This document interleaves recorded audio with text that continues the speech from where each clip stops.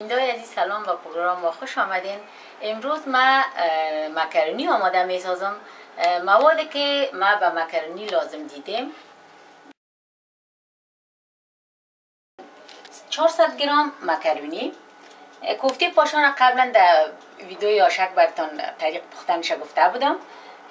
کوفته پاشان، یک دسته گندنه را میده کردیم، قبلا ششتیم تیار ماندیم، چکه، یک قاشق نمک، نانای خشک و مرچ.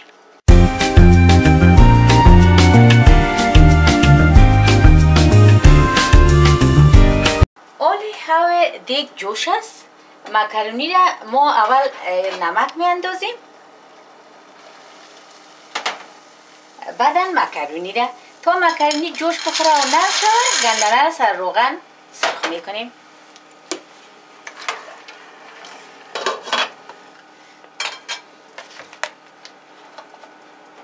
برابر یک قاشق روغن خوب سرخ شده. نمک انداختیم، ماله گندنه را سر روغن می اندازیم که تا خوب گندنه سرخ شود بالای روغن.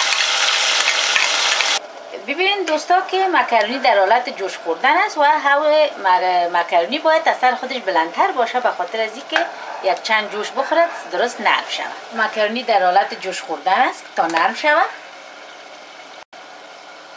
سرش بیخی بسته نمیمونی به خاطر که سر نره. گندنام که بر روغن ما انداخته بودیم خوب صحیح سرخ شده. حالا بالای گندنه و روغن کوفته پاشانه می اندازیم.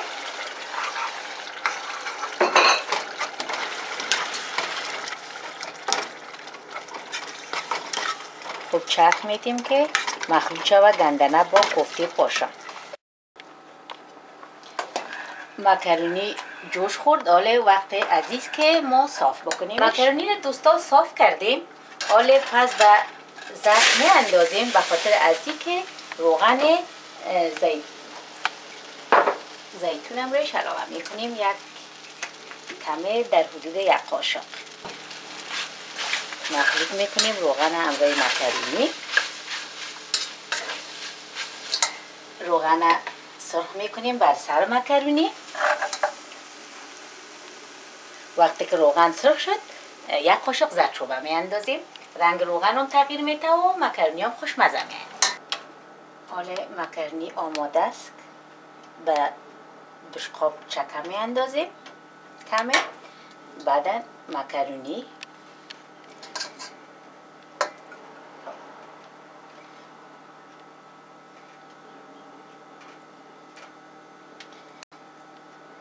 روغن سرخ شده. یک قاشق زردچوبه بالای روغن ما علاوه می کنم.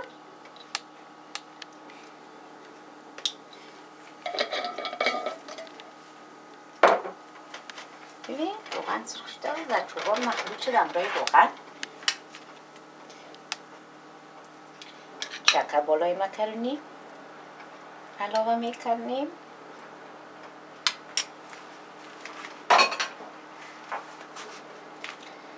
بعدا نانای خشک می اندازیم به خاطر خوشبوییش.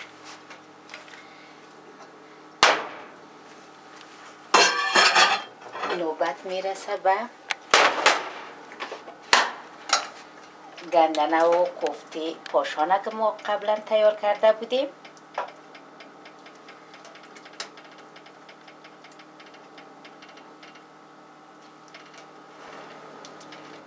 مرچ می اندازیم.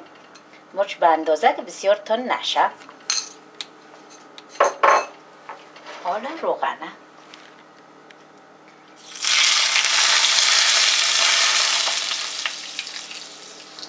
دوستان عزیز، دیدن این طریق پختن مکرونی را در برنامه امروز.